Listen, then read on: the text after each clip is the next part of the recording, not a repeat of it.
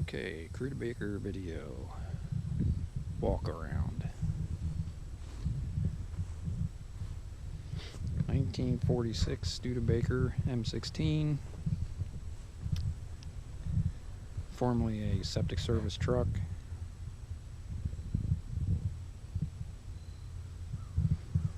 Finally got it completed. Been looking for a tank for a long time.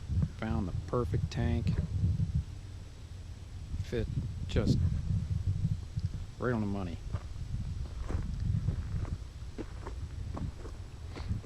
Past videos that you've seen, I've put quite a lot more on it.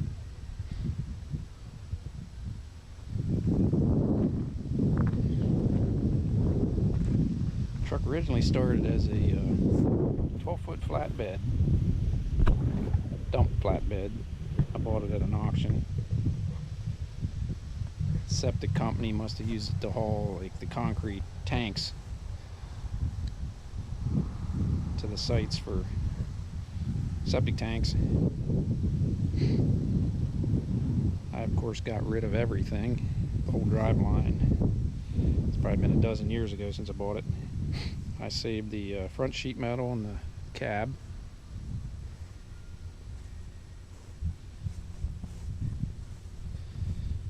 So it started as the V12 Detroit, which I purchased in August 2015.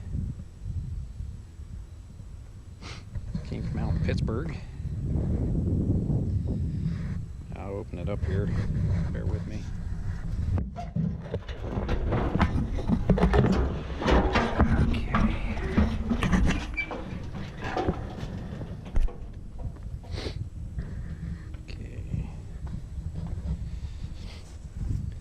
Okay, I made my own frame. Started out as box tubing, 24-foot sticks.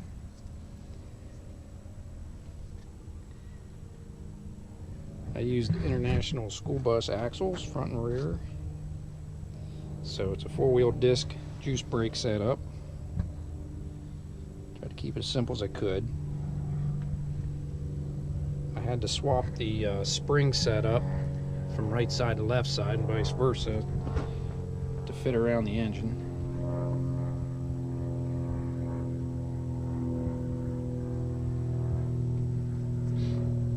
As you can notice, the radiator's not in the front.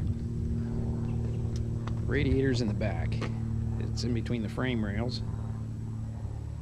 Did not want to put it in the front because it would have made the proportions of the truck just weird. Would have been too long. Besides that, who wants to hide that piece of artwork that Detroit built? Of course, it's a 12V71, so it needs two 671 blowers to operate it. It is a 2-stroke diesel, so it has no intake valves, just exhaust valves. I use the power steering, brakes, everything off the same school bus. It's all hydro. Okay, all the tubes you see is the coolant. The old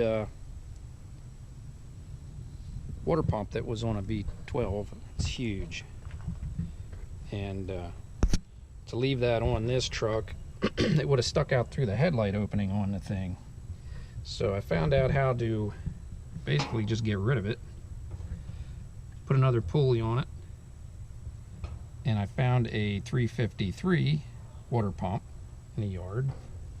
Built my own manifold to run it in and out. And of course the lines all run to the back to the radiator. Here's my fill tube and tank. Of course, radiator cap. Had to go high enough to get higher than everything. So I had to put burp ports all over burp out all the air. And the truck runs, the hottest I've had it is 190 degrees while moving. And it actually cools down some when you idle sitting. That on the tank is the radiator intake port. That's where it draws the air in. Goes through baffled area straight down through the radiator. Seems to be working very well. I just went for about a 10-mile drive. Didn't even have to turn on the electric fans or anything.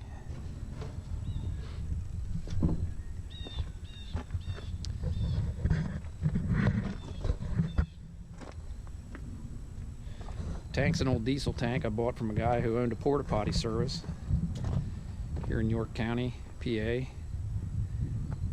was Naper's Stop and Go. He even gave me a nice magnetic sign. Of course, the fake tubes. And of course, every septic truck needs a valve. When I fill it with chocolate water, I let it drip just for effect.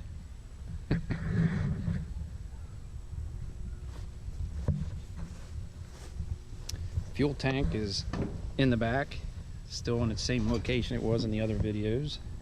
I made the tank so it's easily removable with 4 bolts, so I can remove it and put the old 5th wheel back on if I want. This is where I keep my stuff. Top of the tank.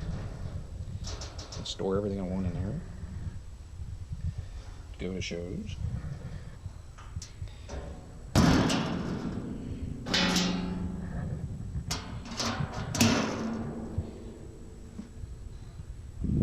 Top view down.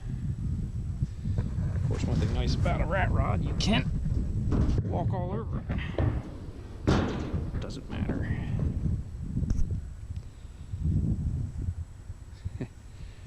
Quite the view.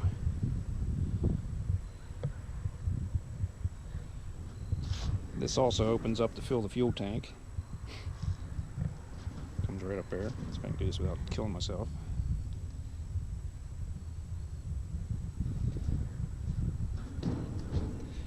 Sneak past here, get onto the roof. Okay.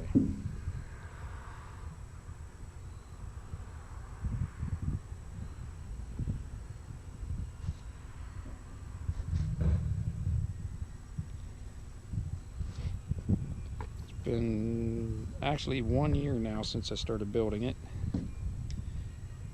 and like I said, I have it to the point where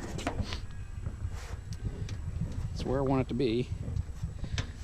Down here, climbing mount crap. Okay,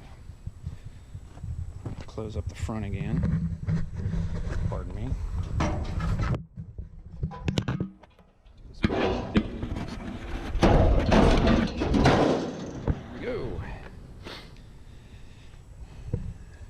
Okay, so you can see the septic service.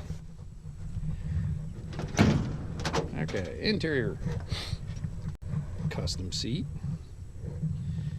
Still got to put a window in the back. E-brake. It's a 4-speed Allison automatic transmission, which works very well in this truck. I rewired everything from scratch. This is a GPS speedometer. Of course, all the gauges. Wiring, very simple.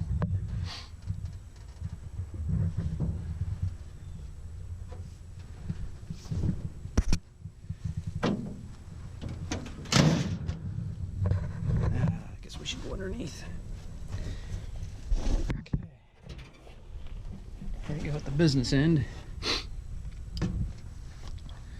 Typical Detroit. Built my own slobber box to catch all the airbox tube slobbering. Drain it off.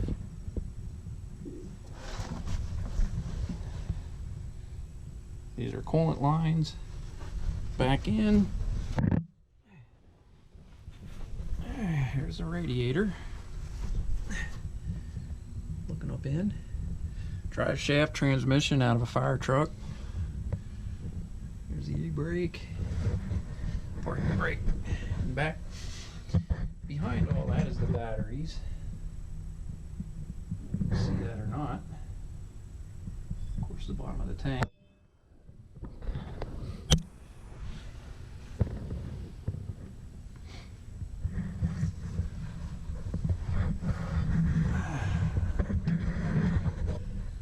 This I built out of a snowplow pump. It's a pre-oiler for the engine. When it sits for a long time, the oil drops out all the filters and everything. So I built this thing to basically pump oil back through the whole works, get it pre-lubed before I start it. Brakes, I said, all out of the International bus. Swing that.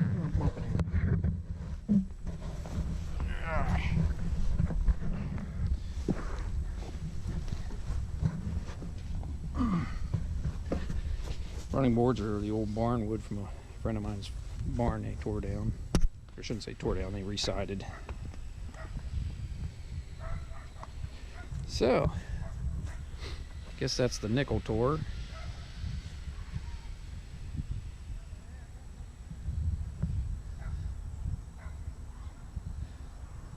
Give you one last shot of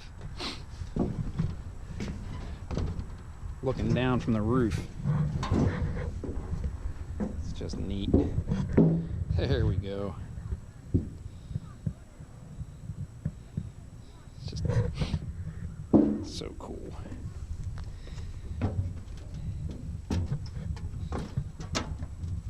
There's not a lot of people that can walk all over top of their own cars. And